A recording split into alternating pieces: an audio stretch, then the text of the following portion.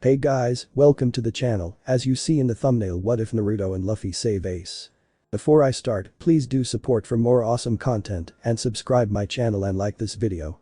Go support and follow the Thedeming King Naruto for writing that awesome fanfic, and also make sure to comment on this story, link in the description. History, the word that defines every event that has ever been recorded throughout life, every life-changing event, every natural disaster that has ever occurred. Any and all events that have birthed a new age of either life or death, peace or war. It has been recorded all in the endless book of history. It is that very book that defines all life, for in a way it shows the actions of which have resulted in so many things, thanks to the very race of mankind itself. The results of their actions led to either a prosperous life for a whole millennium, which would be remembered for generations upon generations.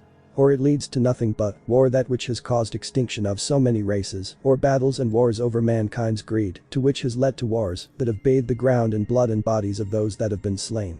Of course, mankind has always, for centuries, millenniums, eons, even have tried to erase what they've done in the past, so it can never be looked upon in the future generations. They believe in thinking their actions were all good, when in reality every action is neither good or bad, for every action has a price.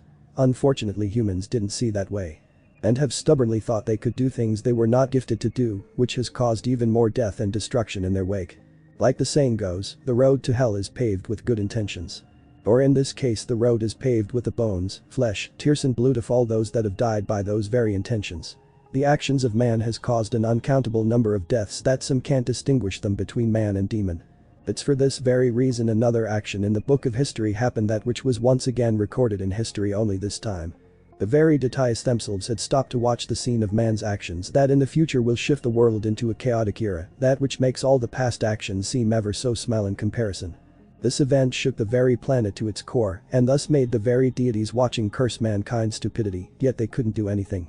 That didn't mean others couldn't. How this had all began was when a group of humans had found a tree, but not just any ordinary tree, but the tree of Nalejithit, which has been a testament of time itself and has been the deity's very own child, for have survived for so long and seen so many things during its time. It was after this event did the world start shifting, and in the next millennium did events start to unravel. For kingdoms were built, people's lives were flourishing in peace, because that is when the kingdom of Alubarna flourished, and with its people, its economy boomed, it becoming a kingdom that would be known for quite some time and had forever placed its mark in history. That though was only the beginning, for afterwards did the ugly dark face of mankind reared its head and thus elicited battles and wars against kingdoms. Countless wars had been fought for centuries, even millenniums have passed, a war still showed. The greed of mankind resulted in these wars, which blood of innocents have been spilt. It was only when the new century, or as people call it, the void century, in which was a time and era of where the sins of man truly showed, and of the gods themselves for their own stupidity, of leaving such things in the hands of humanity. For this era was nothing more than pure war, that's it, all it was and ever will be. For it was during this century did the greed of mankind become too unstable, which led to wars with so many races and kingdoms, it was nigh impossible to even comprehend the number of death tolls that followed. For example, during the Great War, which has been the most prominent and glaringly obvious event in the Void Century. This war was indeed an event that destroyed countless lives and an uncountable number of civilizations. That wasn't the only thing though, for after this war, during the end of the Void Century did an event that changed the world appear. It was when a group of 20 kings, which in reality was the 20 kingdoms, had gathered and allied themselves with each other, forming an alliance that would later on be known not only as the Ancient Alliance but also as the World Government. It was this group that waged war and attacked a particular kingdom that's name has forever been lost to history. Some say this kingdom was a threat to the alliance and thus destroyed them all, leaving not a single one alive. Though thinking they had won, they were sorely mistaken. Even if it wasn't a true victory, this civilization saw their end coming and thus made certain objects before they were destroyed, thus they were scattered all over the known world. These objects were called Nagirifu, poneglyphs, which held the knowledge and parts of the true history of their kingdom. It is believed these objects also held information pertaining to another source of the world government's ire. That being, the names and locations of the super weapons this kingdom designed and created were inscribed and embedded within these ancient tablets of history. No one truly knew of what these weapons were, but the newly formed world government at the time didn't want them known and thus banned all knowledge and researching of these poneglyphs, which resulted in the killing of scholars that specialized in the area of those very tablets. Of course, that wasn't all, for the world government went as far as to kill any and all people, whether they be innocent or not, that even had a link to the poneglyphs. People wondered why the world government was so adamant about keeping the research on these poneglyphs a secret. Some thought they didn't want another person to find out things that could disrupt their control over the lands. Some have also said they didn't want the truth found out for it could destroy the very world. There was countless theories to why the government was trying so hard to hide the true history of the ancient kingdom and its poneglyphs. But in truth there was only one true reason why the world government tried so hard to hide all of this, and that reason was they were scared, always have been and always will. The power and knowledge of the ancient kingdom threatened them and made them publicly weak in comparison to their own. The technology they had beat their own hands down, none of them could beat them in anything, whether it was knowledge, technology or fighting they beat them. So their jealousy got to them, and thus they combined to take them all out wanting to erase them from existence. They did so as they believed with killing all of the populace in the kingdom. But they soon learned they missed something, or more specifically they missed two things, for you see it was believed the ancient kingdom was the people that designed and created these super weapons that were capable of annihilating whole islands themselves. It's only been recorded in history that only two weapons were found out about but never located and their names forever placed in the book of history. These names both called Pluton and Poseidon. It was believed these two were the only weapons to have ever been recorded in history, but their locations never found. Though only the world government is rumored to only have the slightest idea but not so much to search for them. Many people believed the rest were never built and the blueprints were destroyed by the very people who made them, not wanting the government to have them. But it was a lie. There was more than just Pluton or Poseidon. It was only recognized before the end of the Void Century that when the world government searched the remains of this kingdom, did they find something that shook them to their very cores. It was an ancient tablet embedded within the wall of the throne room of this very kingdom. It was a tablet they couldn't break, nor take, for it was stuck there, never able to move from its position. But what was scary about this tablet was that it not only defined the words of both Pluton and Poseidon, but also two more names. But these names, when they're just uttered, sent a chill up all of those that were present the day those names were read. For these names that would forever remain a secret were called Asinius and Tethys, the last two names of what the world government was able to find out, the last two names of the hidden super weapons that were completed before their invasion. It was also on that same fateful day did the world government know the true meaning of the word fear. For when those two names were just leaving the mouth of the leading general of the Alliance's army, did a monstrous tidal wave come crashing down on all of them, killing all but a few that were able to flee in their ships. This tidal wave, a natural phenomenon, was also the thing that wiped off the entire kingdom from the map, erasing its very existence from the face of the planet. But its mark was always and forever will be marked in the endless book of history. That was why after the end of the Void Century did the Alliance formally change and become the world government and forever became the world's political power, while also destroying what they have done in the past or of what they could do. It was after this chaotic era did the dark past of the Void Century was all but either hidden or destroyed, with the knowledge of some of it passed down by all 20 kingdoms. It was also during this time did the world government start become more and more territorial, with them training soldiers called Marines. But that wasn't all, for soon people that opposed to the world government went out to sea and became what was known as pirates. This is where our story starts and at the beginning of a new era. A new age for pirates. Brand line the Red Force. Upon the illustrious deck of the legendary Red Force, pirate ship of the infamous red-haired Pirateses, the midnight sky filled to the brim with twinkling stars as the full moon's brilliant radiance shined down upon the sea, thus making it sparkle like liquid azure. The cooling sea salt breeze from the ocean and its slowly shifting waves gave way to a beautiful yet deadly sight. It was like a sleeping deity that if it should awaken the very ocean would swallow you up. Upon the very deck of this ship was a man that was at first not much to look at, but he was anything but ordinary, even if some of his clothing looked partially normal, with his white button shirt, with it only buttoned up halfway, exposing his muscular chest with it loose and untucked. He wore loose brown trousers that had floral designs on them. Around his waist was a crimson sash, as well on his feet were simple brown sandals. But that's where things end for civilized clothing, for attached to the man's crimson sash was a weapon of sorts shaped like a sword, it being called a sabrath, its sheath following from the man's backside and poking out from his left. The handle's overall design was like any normal saber, but it was larger than any normal saber to begin with. Next up was the one thing that caught the most attention, and that was the black flowing cape with its high collar, which was draped over the man's shoulders, with the left side covering up where his left arm would be. The man's physical appearance though was slightly different than others, for his somewhat sharp sapphire eyes that looked like the eyes of a calm dragon, ready to strike out against those that are his enemies. His skin tone was tan, dark enough to say he just bathed in the sun. He had an unshaved, short, scruffy beard with a calm, almost serene expression on his face, yet his eyes betrayed the worry deep within them and which reeked in his soul. The most astonishing thing though that has gained this man's name is his straight, somewhat long blood-red hair that just glinted in the moon's radiance. The fringes of his hair were pulled to both sides of his face, with the rest combed back as 3 jagged scars went over the man's left eye. This man stood at a good 5'8" with an overall muscular yet lithe build, showing he was great for both strength and speed, yet had a lazy laid-out posture. This man was none other than Shanks, or as the world knows him as Red-Haired Shanks, former apprentice of Gold D. Roger, and now captain of the infamous Red-Haired Pirates, but also the second ruling Yonko, 4 emperors of the New World. And right now the man was looking out at the sea. Now if people were to look at him, they'd think he was just gazing out at the beautiful mistress that is the ocean. But those that knew of the recent events pertaining to the whole world would know that Shanks was thinking. So much so that it was scary of how fast he was thinking on the matters at hand. The things that were happening were disturbing him greatly, and even worse was it involved a person he respected. Gazing down at the sea, did Shanks let out a sigh. First, Whitebeard declines his order to pull Ace back from looking for Teach, and now the man defeated Ace, thus granting him the position of Shichibuki, and now Ace has been put up for execution by the world government. It's obviously a declaration of war with Whitebeard, I told him, and he declined, and this is the result. I was afraid this would happen. Shanks let out a sigh before he quietly pulled out something from around his neck, it being a necklace of some sort. It being held together by a silver chain, with the centerpiece of this necklace being a silver pendant of sorts. It looked remarkably deadly, yet somehow it made a smile grace Shanks' face, not most of his cheerful grins, or his usual smiles, that looked like it could split his face. But just a normal smile, but which was filled with both love and sadness.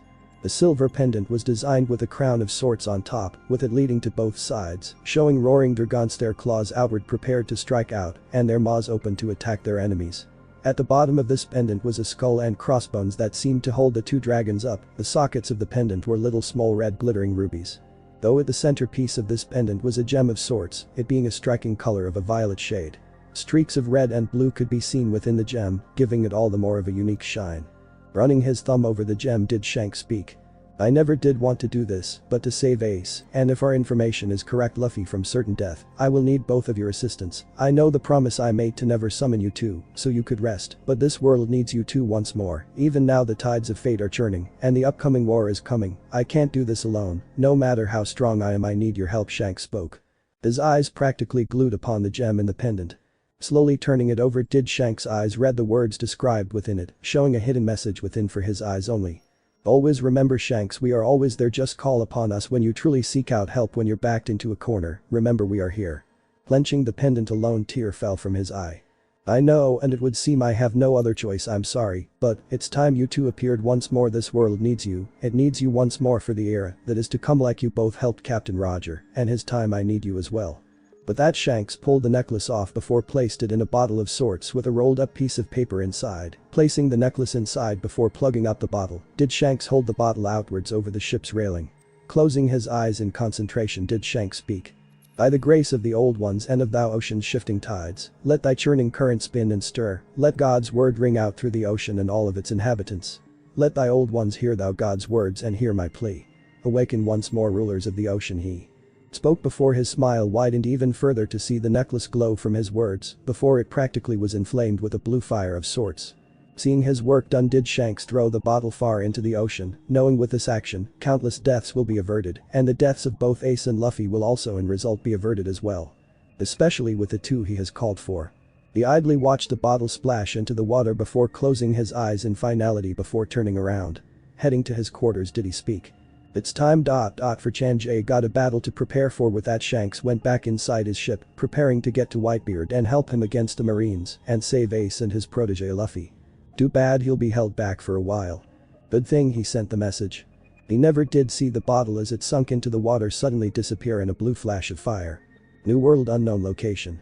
Upon the moist sand of one island that existed upon the New World and its treacherous oceans was many things. Animals of all kinds inhabited the island, that which were small or as big as giants. Unique creatures never seen before, that is never seen before, or artifacts deep within this island would send even the most professional scholar into a state of hysteria. Upon these sands did a small blue flash appear before slowly did a bottle of some sort drift into from the ocean's wave. It after one last wave did it float upon onto the sandy shore, and right then it rolled before slightly touching the feet of someone nearby. It was unclear of this person's identity, but when the person picked up the bottle and peered into it, did the person just freeze for a second before a grim expression crossed the figure's face. I see, so it's come to this, has it? Very well, it was getting boring here anyway, he murmured before heading back into the jungle, bottle and letter in one hand, with the necklace gripped tightly in the other. The figure's presence now making the very trees crack and shatter and ground beneath the figure's feet tremble with each step. The very wildlife sensing the person's intimidating aura just fled when they had the chance or too late to get away passed out. The air was thick with something that made all animals that were able to survive bow down in complete utter submission in whatever way they could. As the person walked through the jungle did he speak. So little Ace and little Luffy is in trouble, are they? And that old bugger Whitebeard, always the blind fool he is. Shanks, you truly have gotten yourself in a mess, haven't you? He idly mused as the darkness of the jungle covered him as he walked deeper into the jungle. Yes, it's time to prepare. Soon enough a voice so cold yet demandingle the same echoed within the whole island. For war. Soon the Marines and the very world government will be shaken to their very cores by the appearance of two people. Two legends. Amazon Lily Queen's throne room. Within the very throne room of the ruling empress of Amazon Lily was 5 figures, 3 of them being the Gorgon Sanshimai, Gorgon sisters. The last 2 consisted of a small woman that looked to be of very old age, wielding a walking cane in one hand and a newspaper in another. This woman was called Elder Nyan, former empress of Amazon Lily and former ruler of the Kuja tribe. The last person was a teen of 5'7" height with tan skin. He had a slim yet muscular build that showed he had the body of a fighter. He wore simple clothing of a light blue buttoned-up vest and red shorts, added with his open-toed sandals, but upon his head was a simple yet famous straw hat with a red ribbon wrapped around the base of it. This teen had shaggy messy black hair that somewhat covered his eyes and a scar under his left eye. This person was Monkey D. Luffy, infamous captain of the Straw Hat Paratus and adopted brother of Portgas D. Ace. Standing between the throne was 2 very tall women, with the one of the left being Boa Sandersonia and on the right of the throne called Boa Marigold. But upon the throne was the eldest of the 3 sisters and empress of Amazon Lily and captain of the Kuja pirates. She sat upon the throne with a troubled yet curious expression on her heart-shaped face. Her pale milky white smooth skin just glowed in the light. Even she was sitting down, you could tell of her tall 6'3" stature with her slim build that betrayed the hidden strength and speed she has. She had dark blue eyes and long raven black hair that looked to be of complete silk. Her voluptuous bust left nothing to imagine, with her revealing blouse, with also a loose sarong that exposed her long slender legs with the symbol of the Kuja in it. Draped over her shoulders and flowing down her back was a long white cape with a pair of epaulets. Finishing it off was her red high heel pumps. This woman was none other than Kazoku Jate Boa Hankaku, Pirate Empress Boa Hancock, captain of the Kuja pirates and first female Shichibukai. She being named the Hebihime Snake Princess and ruling power of Amazon Lily. Right now she was staring at Luffy with an almost shocked gaze. Her face showed she was curious yet troubled, but her eyes betrayed her. She was told this was a man that not only caused an uproar in the Grand Line for angering the government, but also heading a Tenryubito, celestial dragon also known as the Sekai Kazoku, world noble. An entity that if she be injured in any way incurs the wrath of the entire world government. Honestly, at first Hancock couldn't believe it, but after it was confirmed by Luffy himself, she had gone into an almost mental breakdown. Staring at Luffy did Hancock's eyes widen at such lengths it slightly scared her sisters. Why she wide-eyed? It was because as she stared at Luffy she saw behind him the cloaked form of him. The figure she was seeing was staring back at her with those eyes as his cloak billowed from the smoke and wind of battle. Blood stains and tears could be seen on his cloak, as well as the dead bodies of world nobles around his feet.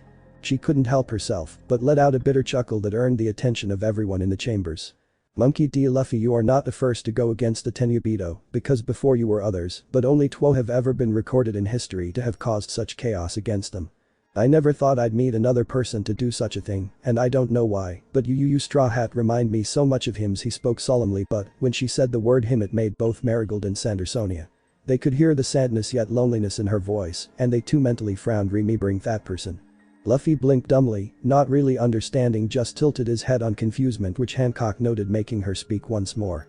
Let me explain. Seeing as you are a person I can respect and your actions against the Tenryubito and hiding my sister's mark from the other women, I shall tell you of these 2 people and of our past. Thus Hancock went into explanation of her and her sister's past, the marks upon their backs, and of how they were slaves to the Tenryubito.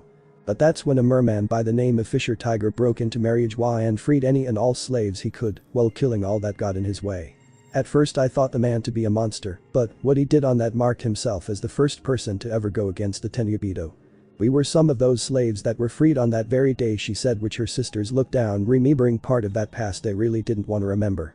Luffy hearing this frowned in confusion. I see, then that explains why that mark looks like Hatchin's, but they're a bit different. But I'm curious, who's this other person that opposed those bubble heads? He said with a grin which Hancock found amusing yet surprising all the same. It was the Samagrin that man showed.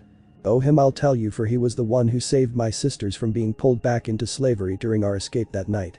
He was a man that saved us by killing off all the Tenryubito coming after us that night. He was the one that made sure we slaves were able to get out in time, while defeating those that came after us." Her voice solemn yet happy with her eyes glazed over with a faraway gaze.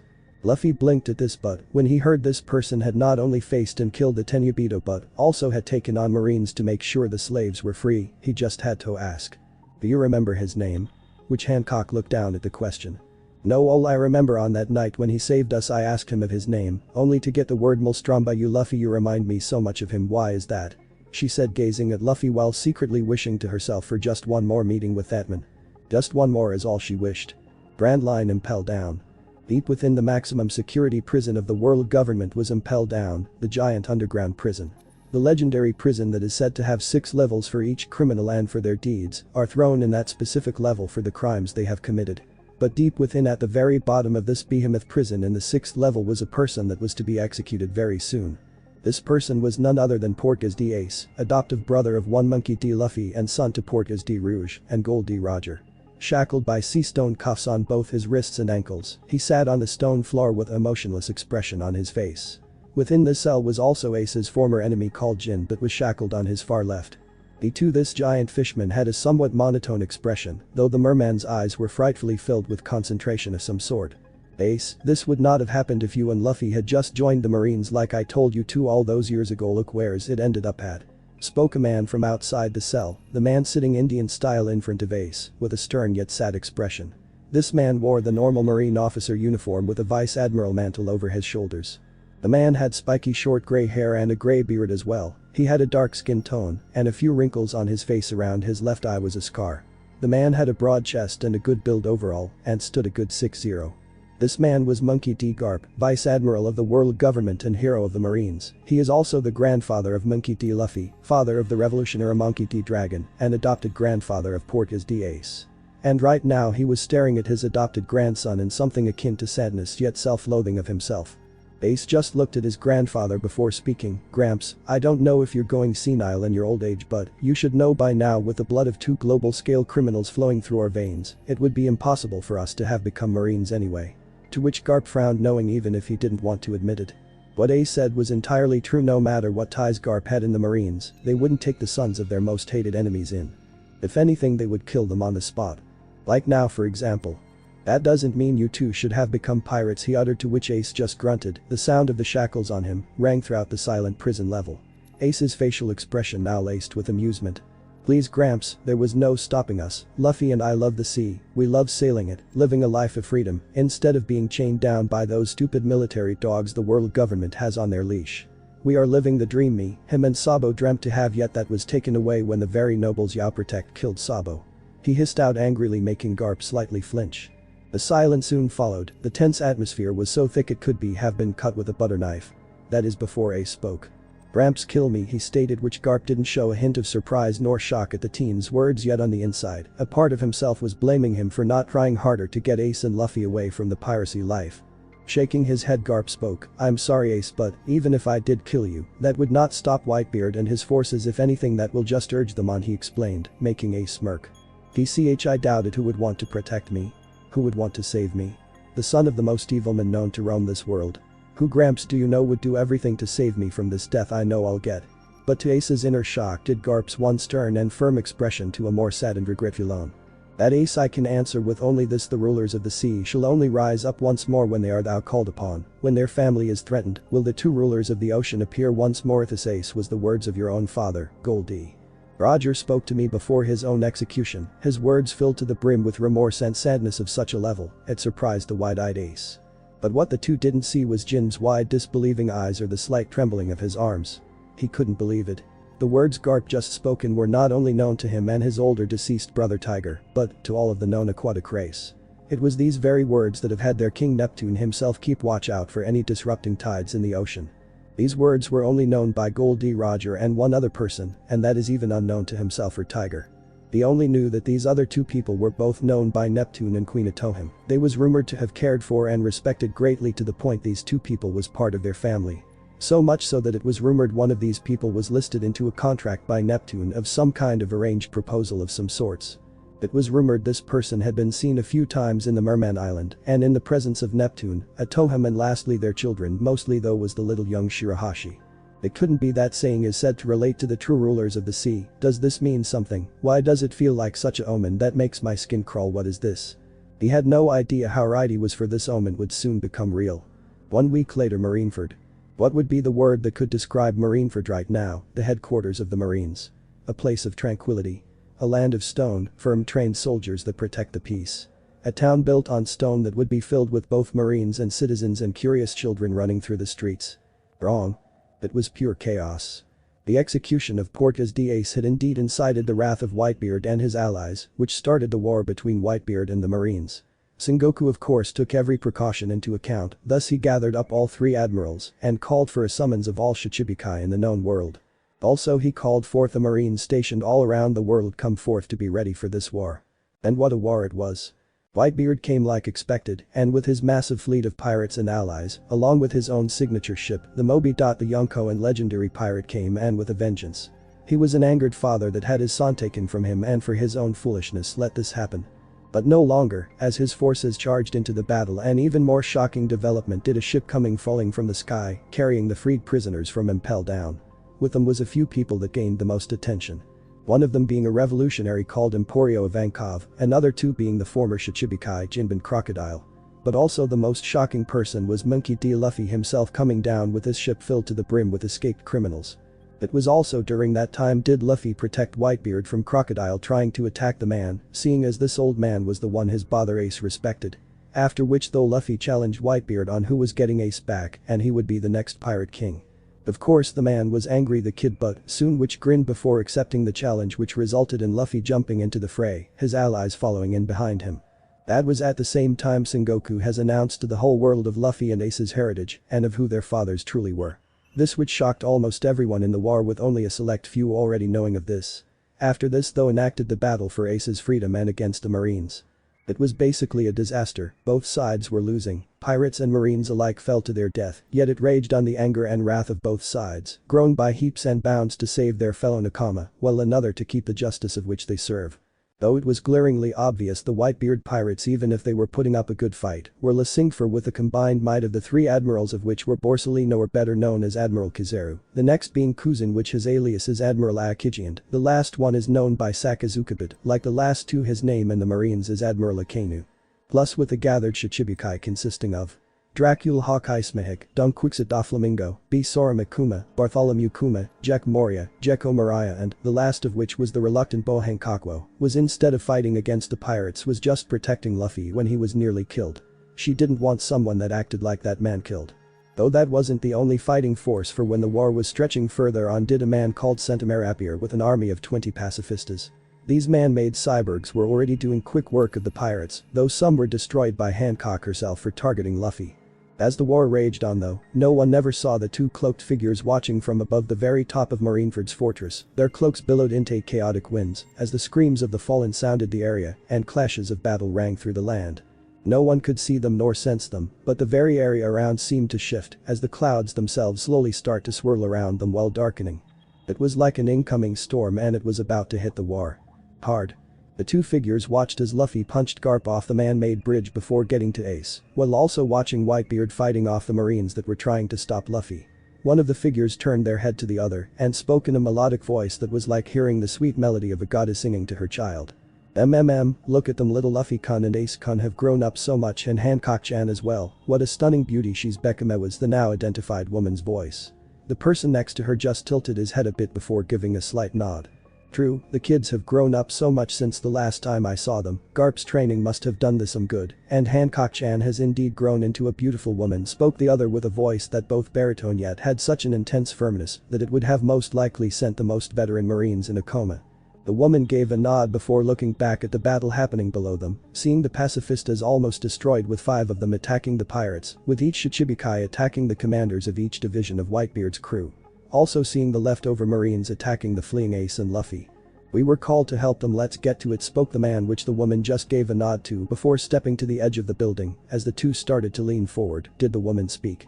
Yes, let's, the kids need us now, and with not a sound did the 2 lean completely off the fortress building before they started free falling toward the battleground. As they sped to their designated location did an aura of sorts start to surround them, the woman a dark crimson red while the other glowed a bright golden as before they both just disappeared. Looking up did the transformed Sengoku frown as the battles around him sounded the area. What was that? With Luffy and Ace running and fighting their way through countless marines was both Luffy and Ace pummeling their way through desperately trying to get out of the way. Both exhausted yet kept fighting know if they stopped there would be trouble. As Luffy used his gear second and in conjunction his Gomu Gomu Jet Gatling and Ace's HOTARUPI Firefly Light before, using his own conjunction with HIDARUMA Fiery Doll making many marines caught in the crossfire of both attacks, either pummeled to death or burnt alive. As they raced from the execution platform did Ace glance at his younger adopted brother before smiling, "You've grown stronger Luffy," to which the younger pirate just looked his way before grinning. "Thanks, maybe now I can beat you." This just made Ace break out a grin of his own as they ran. "You wish, Luffy?" he said, that is before the two stopped in for ahead of them was Aokiji staring at them with both a bored yet saddened expression. The ground around him was already coating with ice, as the air around them started to get colder by the second. Aokiji taking a step forward spoke. "You're not going anywhere Fire Fist Ace, neither are you Straw Hat Luffy." Both boys frowned at the admiral that is before Ace stepped up placing his hand on Luffy's shoulder getting his attention. Stepping forward did he speak. "You've done enough Luffy, it's time I protect you." With that Aokiji charged as did Ace, both charging their own Akuma no Mippores. The surrounding pirates and marines neither didn't see this or were frozen on the spot of the clash about to happen. Speaking their words did they announce their attacks. Isukai. BM Kiji Kuchibashi, Ice Block. Pheasant Beak. With that Aokiji gathered up a massive amount of ice before swinging it toward Ace, the ice forming into a giant pheasant with wings and all in one blast. Seeing it coming Ace pushed both his flame-engulfed arms outward. AYOKAE and mirror flame pulsing the flames outward did Ace create a giant wall of pure orange-red flames with it shooting toward the ice pheasant. The heat and coldness saturated the area already creating a light fog as nearby marines were lit on fire from the extreme heat of Ace's flames as pirates found it hard to move with ice, slowly moving up their bodies. "Ah!" they yelled in unison before their attacks collided. Boom. When the two attacks collided a great shockwave ripped through the area, blowing the unready Luffy back a few feet and the nearby marines and pirates back that is before a thick steam erupted from the two attacks, thus covering the vicinity. But the steam was both Luffy and Ace staring at the uninjured Aokiji with his own attack, melted halfway with the head and upper body completely gone. It dropped to the ground busting into a million pieces of ice, seeing this Ace stood his ground. "That is until. My sons. I am giving you all my final order." The Whitebeard pirates along with Ace and Luffy hearing this turned back to see their captain wounded severely but still standing. They replayed his words before protesting. "Pops!" Marco exclaimed only for him and the other protesting pirates to be silenced when Edward spoke once more. "Silence. This is a captain's final order and you will follow through with it, fall back to the new world safely. The new ERA does not need an old relic like me, there is no ship in the seas that can hold me. I will stay here to show these marine brats what a true pirate is capable of. Now go," did Whitebeard shout to his crew, Ace and Luffy. The surrounding marines, Sengoku and admirals as well either had shocked or stone-firm serious expressions.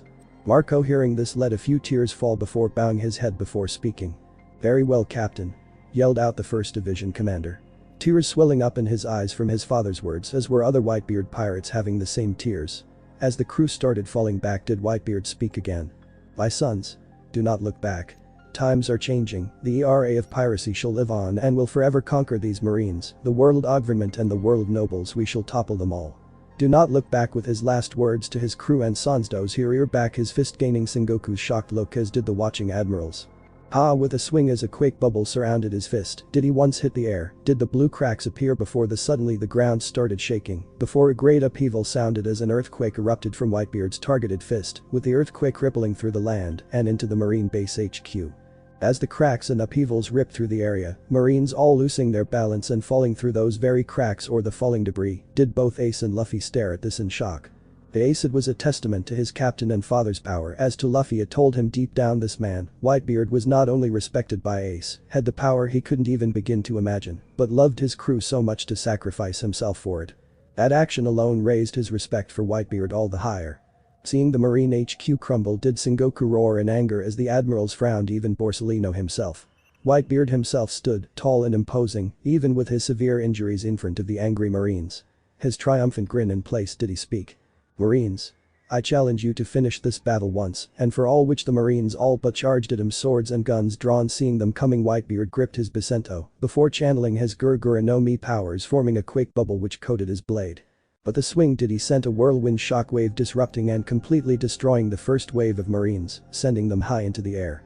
After which did he swing his quake-bubbled fist into another wave of Marines, producing a shockwave blowing them away, along with destroying countless buildings of Marineford. Looking at a couple of Marines trying to disrupt the fleeing pirates, did form yet another quake bubble, before punching the very ground itself, creating yet another earthquake, only this time a giant upheaval shot out of the ground and right through the Marines, chasing his sons. Pops. Hearing this did Whitebeard turn around, forgetting the regrouping Marines, and stare at Ace, who at the moment was now kneeling down on both hands and knees with his head down low. Tears freely falling from his eyes. Did Ace speak? Ops, He was stopped when Whitebeard just raised his hand. There is no need for words, I only ask you this question, Ace. Was I a good father? Said the teary-eyed Whitebeard, to which the question only made Ace cry even harder before uttering his words. Of course, hearing this did Whitebeard only laughed heartily before turning back to the Marines. Seeing this, Ace stood back up and turned around before speeding away, never looking back like his father ordered. On Luffy, time to go. Which the straw hat wearing team nodded in agreement with it. The two sped forward with the Whitebeard pirates. As they left, though running with the remaining pirates, did Ace hear someone speak. Marines seeing them go to the dock boats turned to Admiral Akainu. Admiral. They're trying to board the ships. The man just scowled before rearing back his right fist, it dripping with his Magu no Mi powers. IFUNKA great eruption, throwing his fist outward, did an oversized rocket into the fleeing pirates, burning and melting them in the scorching magma's heat. Looking at the fleeing sons of both Roger and Dragon, did the Akainu speak. Fleeing right after you have grabbed Fire Fist Aswad, a bunch of cowards you Whitebeard pirate scum are. Then again, Whitebeard is no different, seeing as his nothing more than a Falluri of the previous year. Hearing this did Ace stop in a slide, with Luffy stopping a few feet from him. Ace. The teen only glanced back at Akainu with a rageful gaze. What did you just say? His tone frighteningly cold, yet a deep lingering tint of killing intent showed. Akainu though wasn't deterred and spoke once more. Whitebeard is nothing more than a fool that lost to your father, Roger. He couldn't even become a king even after his own death. Whitebeard is a failure forever and shall be in the next life. Aces practically lit ablaze at the Admiral's words as he took a step forward, ignoring those trying to pull him back. I'll kill you, Sakazuki. His arms erupted into flames as he gathered flames into his right arm. He ignored the cries and shouts of him to get back or his brother's attempts to turn around. All he wanted to do was kill this man that had insulted his father and savior. Rearing back his fist did Ace speak. You know nothing of Pops. So shove your words down your preaching justice mouth. This here is called Whitebeard. Hearing this, Akainu frowned at Ace's words before rearing back his own fist. Yelling out their attacks did they both pushed their fist outward. Ifunka. Hiken fire, fist. The two attacks exploded from both users' arms in forms of fists when they both collided though. Boom. A small explosion of both magma, fire and smoke as the two challenging attacks struggled for dominance, but quickly Akainu's attack won over, thus causing yet another explosion, only this time some of the magma's heat burning Ace's left arm. Ah! Screamed Ace as he fell to the ground clutching his heavily injured arm. See. Luffy started only to fall to his knees, coughing up blood and panting from extreme exhaustion. Jin kneeled before him with a worried expression. Luffy, you've hit your limit. But the teen didn't care, he had to get Ace, his brother, out of here and safe. Oh, when he looked down did he see his brother's beaver card idly stretching out to get it, did he not see the gaze he got from Akainu? Pirate King Gold D. Roger and Revolutionary Dragons, their sons becoming brothers is something truly to be feared, downright scary. I will not let you two go. And seeing what the man was about to do, Ace only had the strength to speak. Hey, no wait. But it was too late as Akainu jumped over Ace and prepared to strike down the teen. Jin, not able to react in time, could only watch in horror as Akainu prepared to strike down Luffy. Luffy? A flash before Ace appeared in front of Luffy, his front facing him, prepared to take the hit. Luffy looked up only to see this. But. Clang. This stops here, a marine said, a voice that somehow sounded through the whole battlefield. Getting the attention of all in the vicinity, everyone from the admirals to the Shichibukai to Whitebeard and Sengoku themselves. Smoker and Tashigi as well looked at where the voice came from, only to see something that made the cigar in Smoker's mouth go completely slack. Or in the beautiful woman's case, her glasses drooped past her wide eyes. Even the other two admirals had surprised looks in their eyes. Though Garp, Whitebeard and Sengoku though turning their attention toward this showed surprise in both Whitebeard's and Garp's case shocked.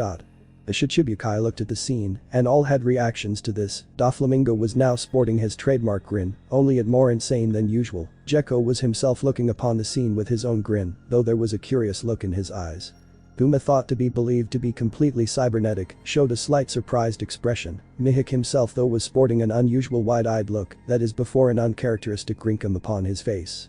Hancock, though the biggest reaction, for her body trembled and shook at what she was seeing, but also sensing her eyes just quivered and clouded with something unforeseen. A tear fell from her eye as she looked upon the scene in front of her. Taking a step forward, she spoke so quietly no one could have possibly heard her. "Be this hockey, it's the same as his, could it be?" For she, like all the others, were seeing something that was completely out of this world. It was something that was forever burned into their minds and their very souls for both pirate and marine. But Luffy and Ace. Ace thought many things when he stepped in front of Akanu's attack that was intended for his little brother, pain, excruciating pain, searing and burning flesh, and even his own death. He had come right before the Admiral could fully complete his swing and stood in front of Luffy himself in a crouching position, knees bended and arms stretched outward, his back ready to shield the attack. Yet instead of feeling the attack, the pain and his life slipping away, he felt a warm and comforting aura fill him as a soft tender hand was placed upon his burnt arm. Confused, did Ace slowly open his eyes to see his little brother staring at him in pure shock, yet was also staring past them. Confused even more, he tried to turn around only to hear a voice so angelic and almost maternal sound through his ear. "That's enough, Ace, you and Luffy have done enough, just relax." Hearing this, Ace, as well as the viewers, turned to a cloaked hooded figure standing beside Ace. Her hands were clasping his burnt arm as a green glowing energy outlined her hands. What?" he uttered, only to fall to his knees, feeling the exhaustion coming to him. Yet he felt the woman's other hand press against him, holding him up. Though he was apprehensive, Ace couldn't deny the energy flowing from this strange woman felt relaxing and was in some way taking away his exhaustion. He never did see the wounds across his body and arms slowly heal. "Don't worry, you're both in good hands, now let us deal with things now." Ace didn't know why, but this voice for some reason sounded so familiar. He didn't know why, it just did, but it also filled him with a sense of protection, like a mother's warm embrace. He looked at his brother to see his own eyes filled with the same sense of familiarity as well. He then remembered her last words, to which he just spoke. What do you mean by us?" The woman just let out a giggle that was so heavenly that it sounded like trumpets of the angels and the melody of Kami herself. "Look behind you," and he did, and what he saw shocked him to his very core, and, much like the rest, his eyes widened so much they threatened to pop out of their sockets. For before him, and the reason to everyone's shock, was a figure standing behind him cloaked with the same type of hood as the woman, only this person showed was a male by the show of his more muscular physique instead of the curves from the woman. But what really got his attention was what he was doing in front of Akanu. It was the man holding back Akanu's attack. With only his bare hand. He saw the shocked expression of Akanu and briefly wondered why the Admiral was shocked, but when he saw the small trace of fear in the man's eyes, did he really want to know who this man was to make even an Admiral feel such an emotion? So pathetic to attack these boys, as exhausted as they are. Truly, you Marines have no honor. You Akanu are the worst of them all. You prey upon those that cannot defend themselves, proclaiming your so-called justice when you're nothing more than a murderer. Clenching his hand, did the man gather up his Buzashoku haki into his left leg before delivering a bone-crushing kick to the Admiral's face, rocketing the man past Marines and pirates alike. "Ahhh!" Sakazuki yelled before he practically slammed right into the ground, creating a long 1-mile-wide trench as he kept skidding back before stopping once he rammed into one of the upheavals Whitebeard had created. Standing back up fully from his attack on Sakazuki, did the cloaked figure turn his attention to the shocked admirals, Sengoku, Garp and Whitebeard. Looking at them from the shadows of his hood, did he speak without a hint of fear. "Hello Garp, Sengoku, Whitebeard, how long's it been?" This voice made all three men's eyes widen, along with both Mihik's and Hancock's. Hearing that, this made Sengoku go completely pale than he already was. "So you've both come, have you?" he stated with a firm tone that hid the worry and fear rising deep within his soul. The cloaked figures both just grasped their hoods before pulling them back, thus eliciting shocked reactions from many people. Both Akiji and Kizaru went wide-eyed before both stumbled in sheer shock. Whitebeard himself, despite the wounds he had, was now grinning like a madman. Garp himself was having a hard time not going into cardiac arrest at the two people he was seeing. Sengoku himself was now pale as a ghost, while he broke into a nervous sweat, yet didn't show much outer emotion, as to not worry his Marines. Even if right now he was inwardly terrified. Yes, it has been a long time. Silence. Complete and utter silence filled the once war-torn battlefield that were once occupied by battling pirates and Marines. Only now every single one, whether they be Marine or pirate, were now utterly shaketo their very core. Even the fleeing Whitebeard pirates that heard the names stumbled in shock at hearing the Setwo names. The one who mostly fell to the ground in pure surprise was Marco himself, who had looked back disregarding his captain's orders only for his eyes to widen completely. It can't be Naruto and Kei Kushina. It was said they died long ago when Roger was executed. That was the same thoughts running through a number of people that remembered the duo. More so, that being Sengoku, Garp, and the admirals. Doflamingo himself was eyeing the now revealed duo, with a now clearly seen serious expression that never is seen before on his face. Mihik though was looking at them both with something akin to respect clear in his eyes. His eyes flickered briefly to the revealed Kushina as a smirk crossed his face. So you two have appeared once more, wonder what chaos you'll bring this time. Guma, being completely cybernetic now, could only stare at the now revealed Uzumaki's in nothing more than a slight surprised expression. Though his eyes did flash in recognition of sorts, Hancock though must have been the strangest one, for she was not only stumbling toward them in shock, but tears trailed down her glistening eyes. Eyes at TT, those eyes, they're the same ones. She couldn't help but stare the now revealed Uzumaki's, mainly Naruto himself, but the woman beside him healing Ace and Luffy of their wounds. She did though freeze up when the male Uzumaki cast her a gaze that made her just freezy in the spot. Seeing those sapphire orbs just made the unshedded tears fall from her face. His small smile just warmed her heart and her entire being.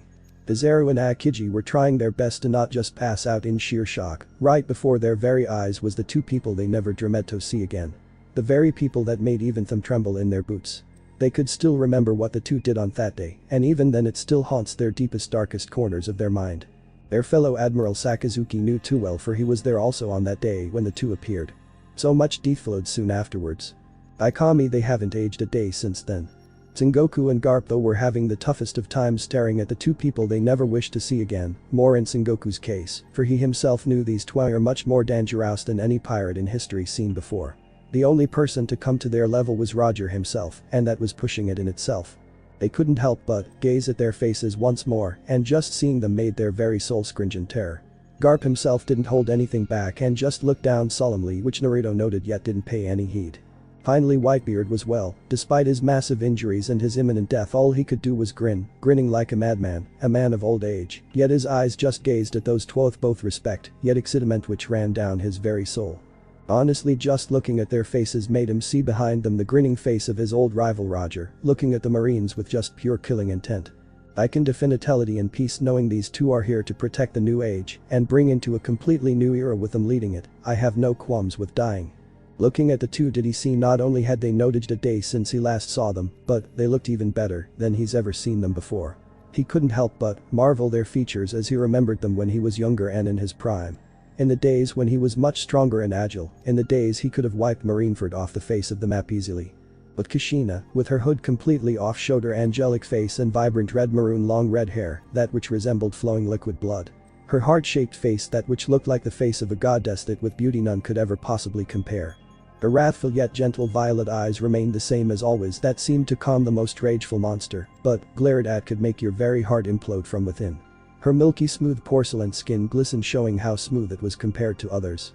Her hands glowing with green energy as they healed the two teens of their injuries, her smile in place that looked like a methersmal which confused the two boys. Then came Naruto, a man Whitebeard had come to respect you'd fear like he did Kushina, but not on the same level. A man his own rival Roger respected without question and followed him to the ends of the oceans. His long spiky gold and black streaked hair that fell past his neckline and to his shoulder blades, with it covering most of his ears and the bangs, shadowing parts of his eyes, yet it seemed much longer but was hidden by the cloak. His tan almost bronze skin glistened in what sunlight could pierce the darkening skies. His signature sapphire piercing orbs that looked like they could stab you and tear out your soul if you annoyed him, but when angered could literally make you drop dead where you stood.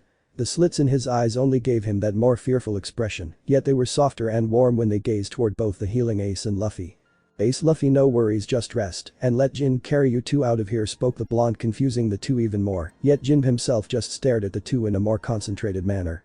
His eyes glazed over as they tried to remember something. Something important. WW, who are you guys? WW, why are you helping us? Asked the suspicious Ace. He had grown up to know people didn't help you without a cause.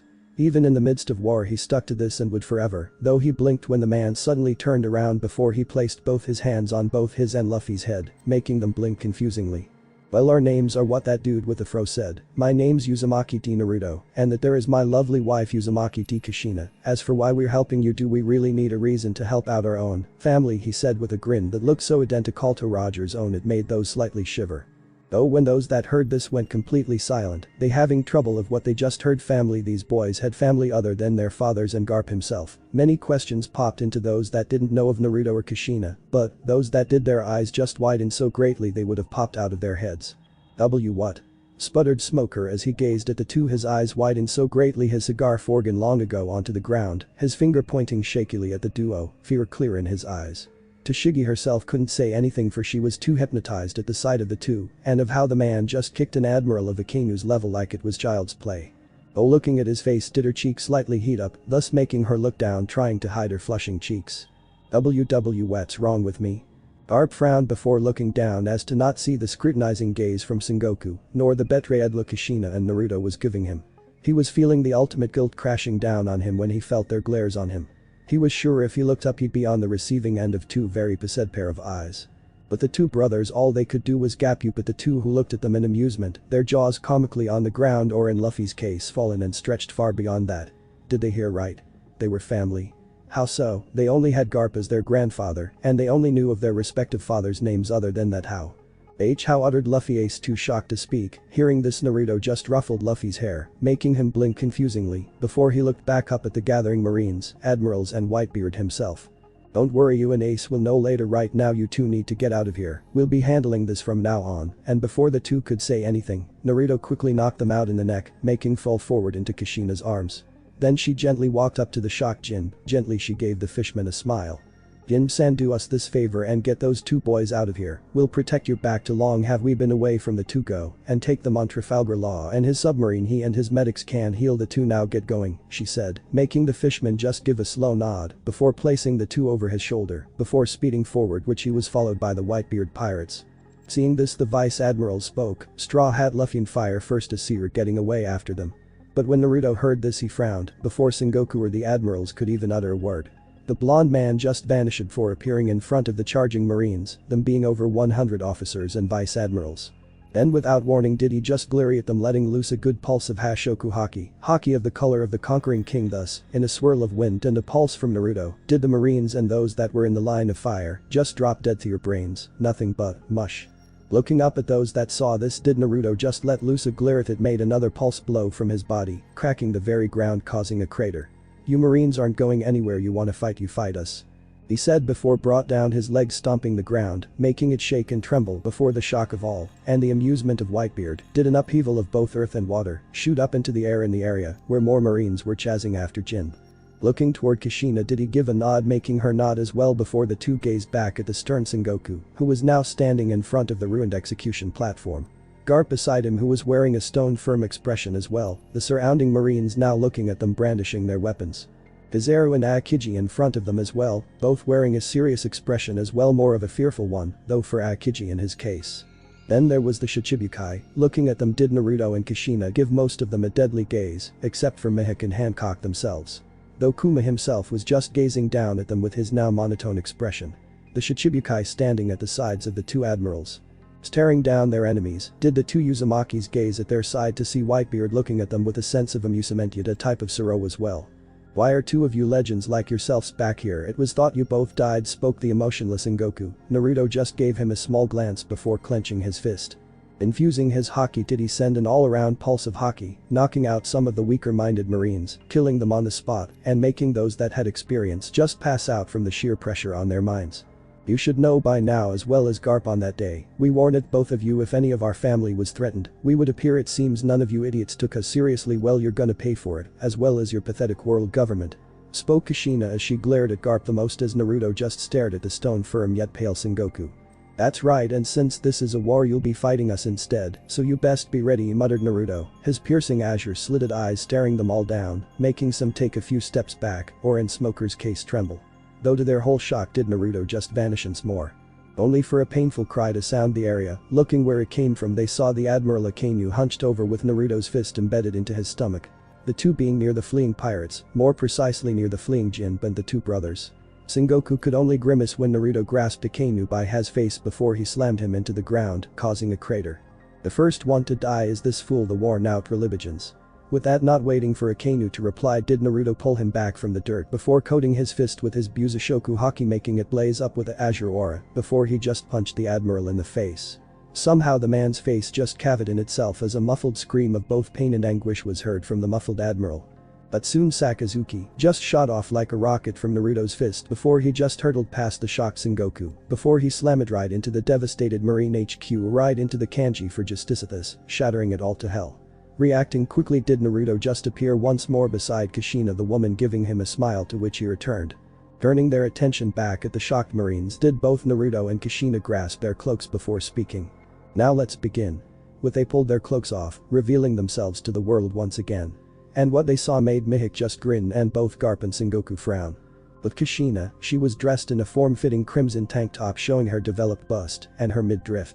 Below this was skin-tight black trousers that went past her knees and stopped there.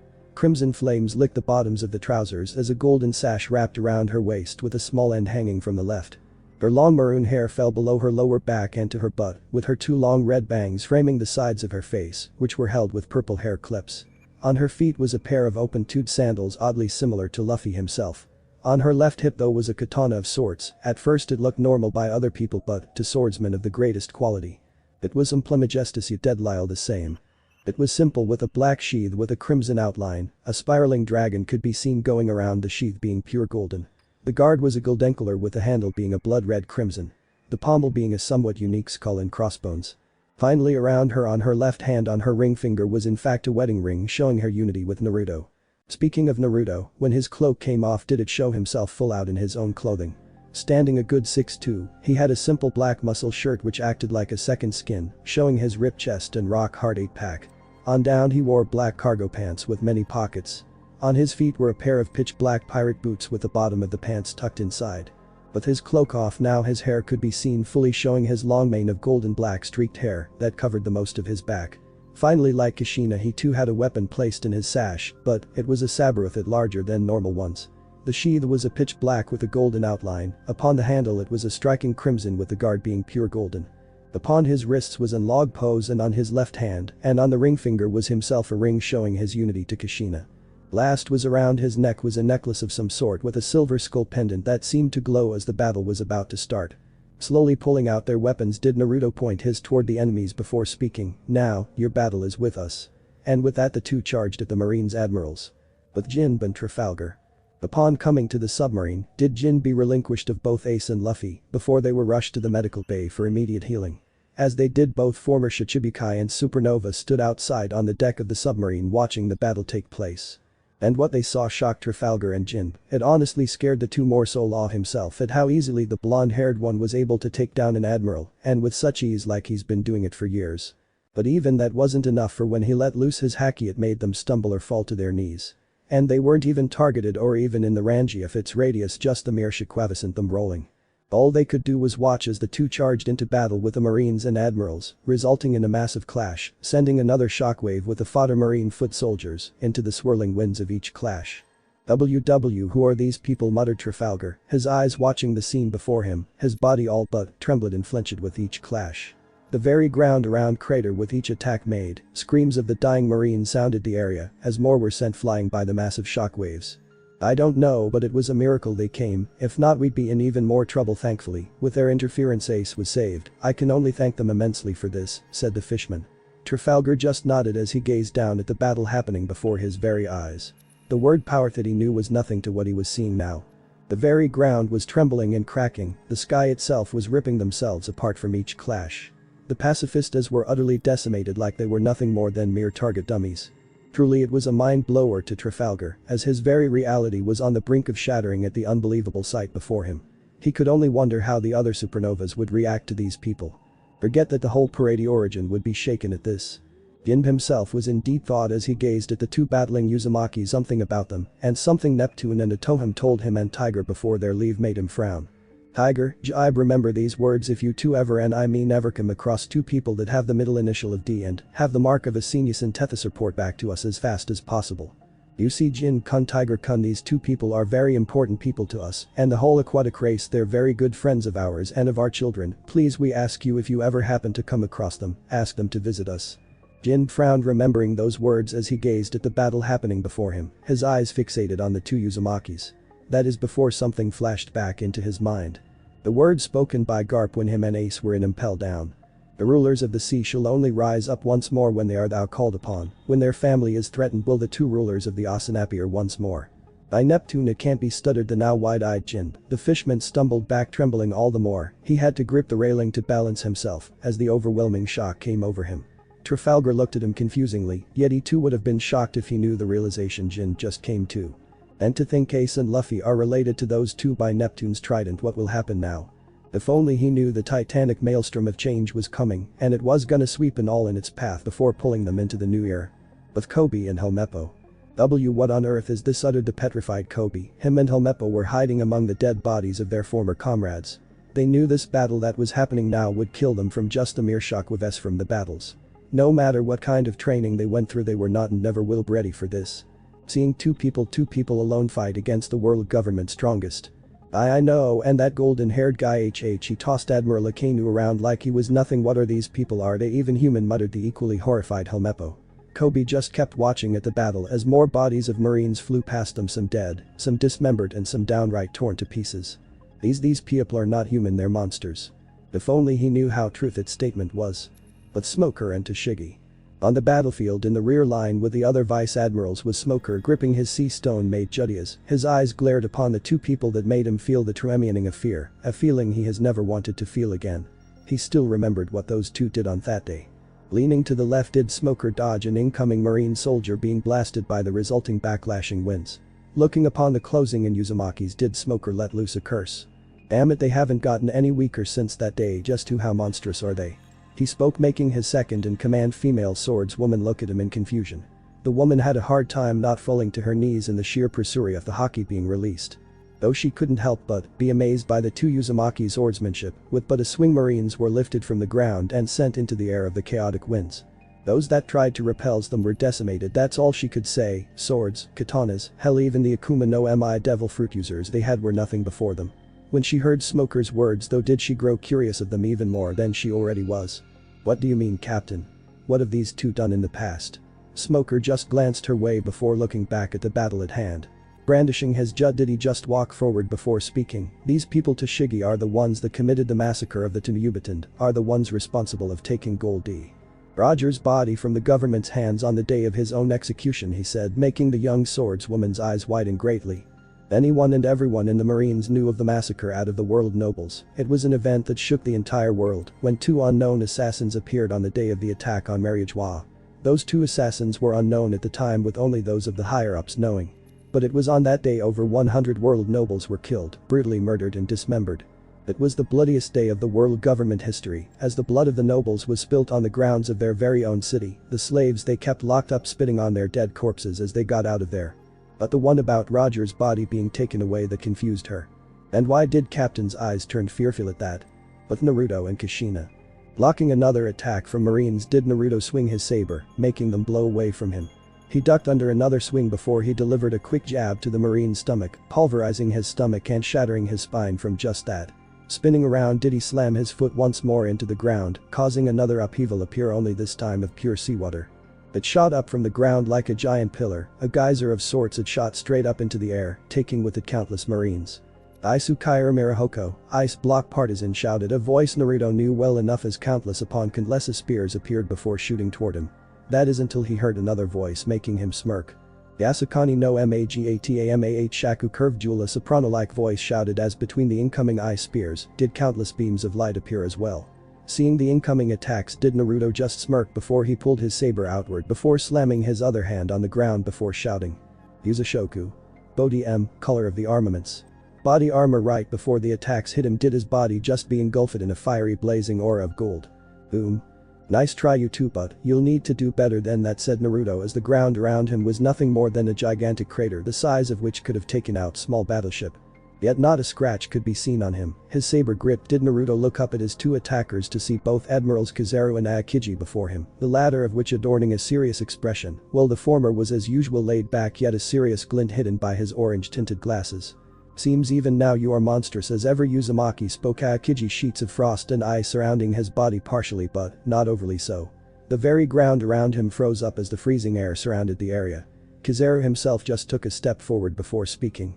It's been a long time bloody maelstroom apostrophe spoke the light man in his usual manner.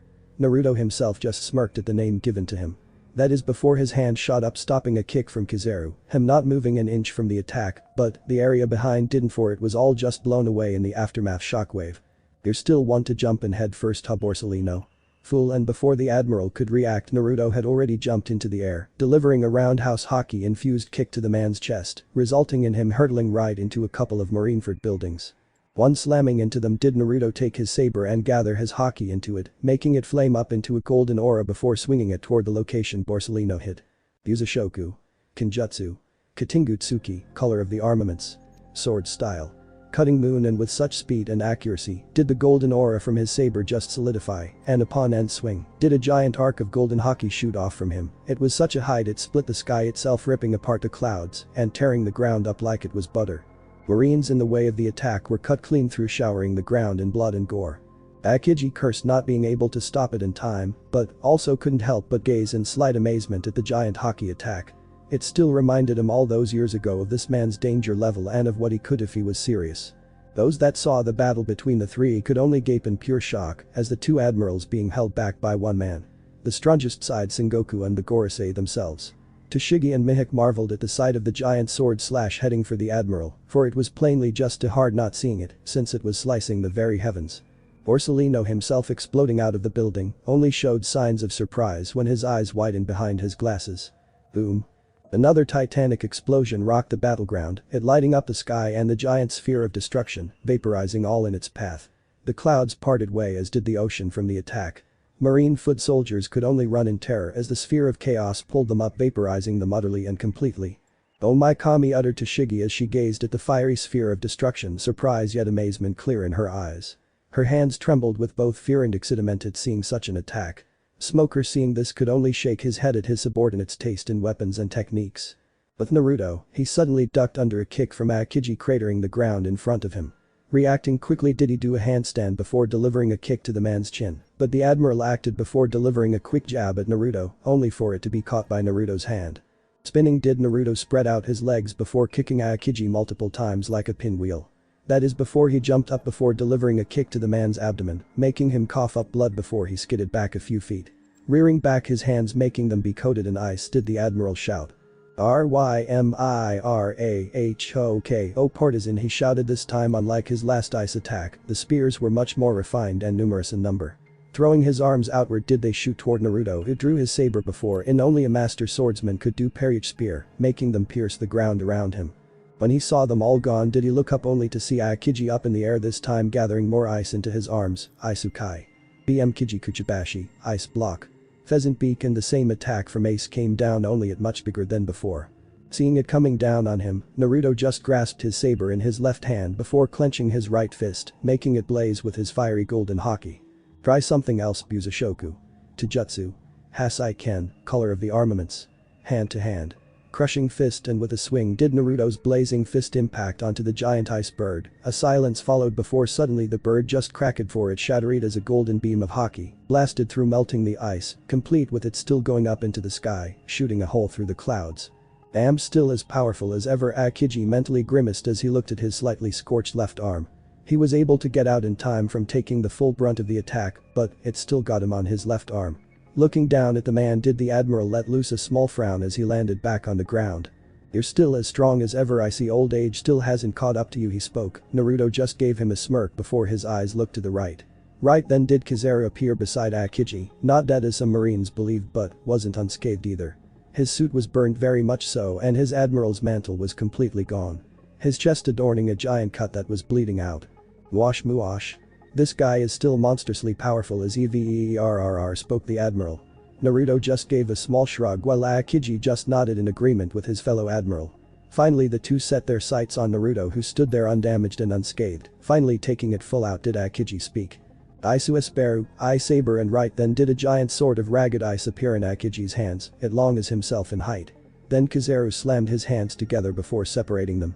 "Amano Murakumo, sword of the gathering clouds of heaven." Then like Aokiji did a sword of pure light form in Kizaru's hands. It as tall as himself, brandishing it out along his fellow admiral, did they stare down their enemy. Naruto, watching the two form their own weapons, shook his head before pointing his saber toward them. The ground cracked and cratered around him as his haki slowly surrounded his body in a fiery blazing golden aura. Glaring at the two admirals, did he speak. "Alright kids, come at me," and they did, with three charging at each other. Did they all swing as one? Boom. With Kushina. On the other side of the battlefield is another explosion in the battle between Naruto and the two admirals. This one making Kushina look its way as she swiped down another group of marines, that is until she felt a presence behind her. Looking over her shoulder did she, to her slight surprise, Dracula Mihik himself grasping his Kaket Myoru, Black Sword Knight. Kushina smiled when he saw the excited look in Mihik's eyes, with his grin in place, unlike his usual emotionless look, pulling her katana out at glimmering through the smoke and winds of battle. "Well, Mi-chan, seems you've grown since the last time I saw you," she said, making the swordsman twitch at the name. Brandishing out his giant sword, did he speak. "Kushina, you best be ready to fight, cause here I come," he said. Then he, without warning, did Mihik disappear, only for him to appear in front of Kushina mid-swing. Clang. "Sorry Mi-chan, but you should know better than to go before a woman, especially me," and that's the only warning Mihik got before Kushina kicked him in the stomach before slashing down at him. Sensing this, Mihik quickly blocked the attack, only this time the resulting clash cratered the ground where he stood. Looking up did he see the amused eyes of Kushina. This seemed to anger him, thus he kicked off the ground before he speaking. "Bakudo Isen Black Blade Single Flash," he said, and with a swing and his hawk eyes glaring at Kushina, did a green compressed air arc come toward Kushina. Seeing this, Kushina quickly brought up her katana before smiling, reopening her eyes. Did she speak. "Don't take me for a weakling, Mi-chan, Atoryu. Dorgunkurm. Rick no Kasai Suepu, One Sword Style. Dragon Claw Style. Dragon Fire Swipe," and right before Mihik's eyes did Kushina's katana just be engulfed in flames before she swung down, making a giant arc of flames shoot toward his own attack, but to his surprise the giant arc separated and formed into three fiery dragon talons, first of which cutting right through his own Kakuto Isen. Seeing the two others coming did Mihik just cut them both in half, making them separate before impacting onto the surrounding marines, burning and incinerating them. Turning back, ignoring their screams of pain, did he just stare at Kushina, to which she stared back. "Let's see who's the best, since we can finally find out who's the better swordsman right now," he said, to which Kushina just smiled before shaking her head. Gripping her katana, making it once more be engulfed in crimson flames, did she speak. "Sorry Mi-chan, but this is a battle I'm gonna be taking," she said before her eyes just turned into pure flames as the crimson maroon hair billowed in the raging winds, making them oddly look like her hair was pure flames as well. "Very seriously, you better be ready, my old student," and right before Mihik's eyes did she just disappear. Mihik cursed before bringing up his sword. Clang. Another sound of steel hitting steel erupted, only this time a shockwave erupted from the whole area. Fire and stone blew outward in a spiraling whirlwind. Within was the clashing swordsman and swordwoman. Clashing multiple times at speeds none could possibly decipher, except for only one other person. The ground around gained slices from their attacks or just shattered from the pressure of each clash. Locking another attack did Mihik flip into the air before speaking. "Kakuto Arahashi, Black Blade Heavy Star," standing onto his sword, did he come down, his blade aiming straight toward Kushina. The woman, seeing this, rolled back just in time as the sword slammed into the ground, thus causing it to split apart. Taking this chance, Kushina brought her fire engulfed katana and swung forward. "Atoryu. Dorgunkurm. Rick's Brawl no Kerm, Single Sword Style. Dragon Claw Style. Dragon Spiral Claw." Suddenly three spiraling dragon claws come off her swing, shaped in fire spiral toward Mihik. Seeing this, the man quickly pulled out his sword before he swung his sword downward, clashing with the claws. The attack struggled with small shockwaves ripping through them, the ground cratered with each one before finally. Boom. An explosion ripped the area apart, a giant flaming sphere erupted once more, incinerating the nearby foot soldier marines. As it grew, as did it in width, that is until it slowly stopped for it to exploded in a fiery hurricane. Melting the ground as it did in cooling lava, in the center of the explosion area was both Kushina and Mihik. Kushina, normal and unscathed as ever, but, unlike her, Mihik was a totally different story. His clothes were all but burned, but still hanging onto his body. His wide black feathered hat was now completely gone, as was his plain dark cloak completely gone as well. His body was slightly burned as well, but not overly so, but the most damage was his sword, it being slightly chipped in a few places. Upon realizing this, Mihik's eyes just flared slightly in anger. "Damn it. Sensei, use your true power, quit using these parlor tricks," he shouted at his former sensei. Kushina, hearing this, just let out a sigh as the hockey-induced flame she created suddenly disappeared, and replaced with it was Kushina's eyes, now changed from a pure violet flaming orbs, with them now being sharp as the sharpest sword, able to pierce the very fabric of reality itself. Gripping her now normal katana, yet nowhere near normal, did she speak in a tone only reserved for those of the highest order of both killing and skill. You child have no authority over me, you are still the impatient little brat form back then. It is time I disciplined you. And before Mihik could even utter a word, a flash of silver appeared before over his left shoulder blade did a slash appear with it spurting out blood. Ah. He grunted, that is before he caught another flash from the corner of his eyes. This time he acted, gripping his sword and swinging it toward the direction of the flash. Did he speak? Bakudo Saku black blade first A, and with it, he quickly swung downward about to clash once more. They did. Only this time was Mihik being glared at by the very eyes of Kushina, but her violet orbs now sharp and deadly as he remembered. Pulling back before swinging once more did this time. Plang. Their clash once more, causing a hurricane of wind and debris to appear. Only this time, the ground itself cratering with small cuts. Marines near the clash were cut into nothing but ribbons. The blood swept into the air, painting the hurricane a crimson red as the organs fell to the ground. Kushina disappeared only to appear a few feet in front of Mihik. This time she placed her katana in its sheath, but once Mihik saw it slowly being drawn did his eyes widen in shock. It only got worse when Kushina gave him a smirk so deadly yet cold and speak in a tone that it sent shivers up his spine. You better do something quick, Mi-chan, or you will die in this next attack. Shit. He cursed before he grasped his yoru. Did he pull it back before he swung it once more with all the strength and speed he could muster? Doing so he spoke. Sekaiichi no Zangeki, the strongest slash of the world. With it he swung, sending a giant arc of compressed high-speed air toward Kushina. Yet the woman just smirked, seeing it coming her way. They both ignored those that got in the way of the attack. Buildings and marines alike were cut cleanly through the slash of compressed air. Seeing it coming, Kushina smirked before quickly draw her katana, and in a flash she spoke. Buzashoku. Shpu. Sekaiichi Nashi Zangeki, color of the armaments. Sharpen. The strongest slash of the world, and in just that flash, did the same arc of high-speed compressed air appear, only bigger. Much bigger. But like her husband's attack, shot through the top part, splitting the skies itself and cutting into the ground, only this one was to ring through the ground and the water beneath the very island. As it closed in on Mihik's own slash, the island part that was cut was slowly tidling deeper into the ocean, this part being mainly some of Marineford's populated housings. Once the two attacks clashed though, it was expected that another explosion would erupt, but instead, shockingly enough, Mihik's attack was cut clean and through like butter. It separated, thus cleaving parts of Marineford's base in two. Kushina's attack still holding strong. Seeing it come toward him, Mihik only had time to hold up his yoru to try and deflect it. Once it was within range, Mihik held firm with his yoru before him, and when he felt the slash impacting onto him, he grit his teeth and glared his eyes at the attack. He skid inch by inch, which grew feet by feet till he was skidding back and back without stopping. That is until he stomped his foot into the ground before holding his ground, stopping himself completely. The attack grew more and more, seeing as it was being blocked, though seeing it get stronger, Mihik closed his eyes before he heaved with all he had to counter the attack. That which resulted in Kushina's strike shooting up into the air, completely cutting the clouds themselves before it disappear, but also in result was something that made Mihik drop to his knees. His Kakuto yoru being held firmly in his grasp was missing half of its blade, with it being a few feet from him. When he felt someone in front of him, he slowly turned to see Kushina looking at him and his broken sword before shaking her head. She slowly placed her katana back into its sheath before she picked up the end of his yoru that had been sliced off before she placed it beside Mihik. Looking at him, did she speak? You did well, Mihik, to counter my second strongest attack is no small feat, I give you that is why if you help me and Narukoi, I shall restore the Kakuto yoru. After all, I was the one who made it, she said with a smirk. Mihik slowly just looked at her before looking at his broken blade and only blade he had in his possession. Looking toward his ex-sensei, all he could do was smirk. I seem to have no choice, huh? Which Kushina just grinned in a verisimilar manner to one monkey D. Luffy. You got that damn right, Tebane. With that, she disappeared once more as Mihik grasped the other end of his blade before giving out a chuckle despite his defeat. Remembering a Marimo-haired swordsman, did Mihik speak. Seems you're not the only one that needs training, Rurano Zoro. Seems I have much more to learn. But Naruto. Standing in one of many countless craters among the battlefield was Naruto, with two more, only them lying face down on the ground. He himself was unscathed as he was slowly sheathing his saber after cleaning off the remaining blood. His clothing unscathed as well, but his face had the blood of his enemies, and as did his clothing. No tears or such, but the blood of his two enemies was splattered among his clothing and skin. Looking down at his defeated enemies, did he let out a bored sigh. Unlike him, both Akiji and Borsellino were nothing more than bloody smears on the ground, literally so. Their admiral mantles both gone, as were parts of their upper and lower clothing.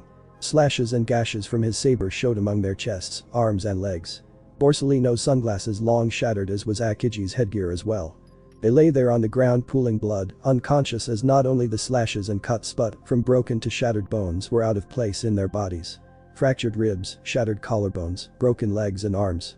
Seeing the two down and seeing his wife done with Mihik, did Naruto glance up at both Sengoku and Garp where Whitebeard was, that is before he slowly glanced up at the Marineford base. He analyzed it a few minutes before he narrowed his eyes.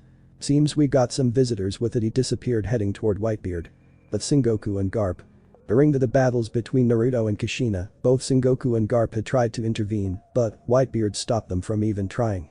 He knew it wouldn't change the outcome, no matter how much the two tried to fight, even if he was gonna die. Those two would end this war gaining a victory for the pirates all over the world. Standing in front of both Sengoku and Garp, the severely wounded Whitebeard grinned at them. Seeing their frustrated expressions made it all the more appealing to him. At first he thought the war would have been lost with Ace's death, but those two appeared. There was only one way for them to appear like they did, and he inwardly thanked Shanks very much. Looking at the two, did he let loose a bellowing laugh. You two are in trouble now, even if I die, it won't stop those two from coming at you, and with the full force of the entire Asinupin you and the whole world government, he said, ignoring the blood pooling from him. Sengoku, the ever-prideful marine, would have growled at him if it weren't completely and utterly true. If there was one thing he and the whole Gorosei feared, it was those two, and their awakening all the more solidified their fear. Nonetheless, he and Garp stood before Whitebeard, him in his golden Buddha form and Garp's unrestrained strength. That's right, after all, Garp here is taking duty over his own family, and Sengoku here is overlooking the sins of their very nobles. They protect, said a voice that made both marines' eyes widen in shock as both Naruto and Kushina appeared at Whitebeard's side, thus making the giant pirate grin all the more. Why you, uttered Garp as he stared at the two people he hoped to never see, not out of spite nor anger but out of his own sins against them and the betrayal he committed. Naruto just gave him a non-caring glance before focusing his attention on Sengoku, though Kushina glared at him with enough killing intent and haki that it made him take a step back while flinching. Uzumaki D. Naruto, Uzumaki D. Kushina, I never would have thought you two were still alive. Seems I should have taken your words all those years ago more seriously. My own pride blinded me, muttered Sengoku as he stared down at the two people that made even the famed Pirate King Gold D. Roger look small in comparison in power. Glaring at the man, did Naruto speak, yet look at what it's come to, you stupid brat, for not only trying to kill our own family, we have come to beat the words and sense into your heads. Your admirals aren't gonna be able to do anything as well as your other Shichibukai. You've lost either way, Sengoku spoke Naruto as he glared at the angerful eyes of Sengoku. That may be true, but me and Garp are still here. He shouted before he brought down his palm, shooting out a golden shockwave, but before it could hit them, Naruto shot out his own palm, it blazing with his own haki, thus has stopped the attack, nullifying it completely. Unfortunately, we've got other matters to attend to, so with that Naruto appeared in front of Sengoku before delivering a punch of his pure raw strength into Sengoku's stomach, making him completely wide-eyed before keeling over. He didn't go flying, for he had stood his ground, but the Marineford base didn't get the same protection, for it was once again hit by a shockwave. Only from Naruto's pure strength did it shatter as it fell apart. Sensing Garp coming from his right, did he spin around in the air, blocking a punch from Garp with his knee as the shockwaves from the punch flowed behind him. He glared down at the solemn Garp before grasping his face before kneeing the man in the face, gaining a painful moan from the man before spun him around before throwing him into the ground. Upon impact, did the ground just crater beneath him, getting yet another painful grunt from the man. He tried to move only to have a katana pointed at his neck. Looking up, did he see Kushina ready to strike him down then and there. Her foot firmly set onto his chest, making him unable to move. Even if he tried, he'd be on a one-end trip to his deathbed. You stay right where you are, traitor, she said, spitting the word traitor out like pure poison. Garp, seeing it was futile and hearing Kushina's words, just laid there unmoving, while he just let the tears he's held back flow down. With Naruto, he looked back at Sengoku to see him gasping for breath as blood leaked out from his mouth. His fist imprint still in his stomach, though once he felt that again, did Naruto glare once more, but not at Sengoku but to the Marineford base. Alright you rats, if you're gonna keep hiding then I'll flush you out. And before anyone could stop him, Naruto appeared in front of the Marineford base, his clenched fist blazing with his golden haki. Upon swinging his arm, did Naruto speak. Yuzushoku. Kimka. Jishin Ken, color of the armaments. Strengthen. Earthquake fist. Right then, before Whitebeard shocked, did Naruto punch the building only for it to shake and tremble as a realman mad earthquake shook around it. It only took a minute, but that's all that was needed before right then and there before everyone's eyes. Did Marineford just collapse of the earthquake within it and under it tore it apart literally. It just fell in on itself with the outer walls falling apart, cracking and falling as it did so. Pulling his fist back, did Naruto and Kushina glare up at the figures that could be seen from within the falling Marine HQ. The one that Naruto and Kushina really cared about though was the person in the middle of them all. Standing upon the falling apart was Marshall D. Teach, or some would know him as Blackbeard, but right now the man was adorning a shocked expression, especially when he found the two pair of glaring azure slitted and violet orbs staring him down. Teach shouted Whitebeard, glaring at the man that had not only caused mutiny on his ship but also got Ace in all this trouble to begin with. Garp and Sengoku, despite Naruto and Kushina, looked up in anger at the man who had caused all of this. So he's the one that Shanks told us about, muttered Kushina as she glared at Blackbeard and his crew. Naruto himself just let loose his haki, making his body just erupt in golden haki. It shot up into the skies itself and enveloped the whole of Marineford and its land in a golden light, that which could be seen from all across the Grand Line. It was like God's torch of vengeful flames. So this bastard is the one that not only put my grandsons in such a position, but he also scarred me, and Kushina's second son, this brat, is the one that scarred my second son. You shall not leave here alive. Naruto's wrathful words echoed all around the island with a shockwave by itself. The haki golden aura around erupted like a volcano as his hair just billowed in the self-made winds of power. Clenching his fists, did Naruto let loose such a glare that it sent the petrified Blackbeard into hysterics, not his normally faked ones but true for full hysterics. He had angered a father and mother, and he shall pay with his blood. Outskirts of Marineford. Upon the pirate ship Cold Red Force, did the whole crew see the golden aura of light erupt from Marineford? Among them, did Shanks let loose a frown. Him and his crew ready to back up both Whitebeard and those he had called upon. Yet he knew they wouldn't need it. He couldn't help but worry for the two. Though seeing the golden aura of haki erupt from the island, it lighting up the sky itself seen from all over the Grand Line and the New World, made him frown all the more. Father is angry. Thanks for watching this video. If you really enjoy this video, like, subscribe, and comment down below, and turn on that bell notification. Don't forget to support and follow the Demon King Naruto for writing that awesome fanfic, and also make sure to comment on this story, link in the description. See you in the next video. Goodbye.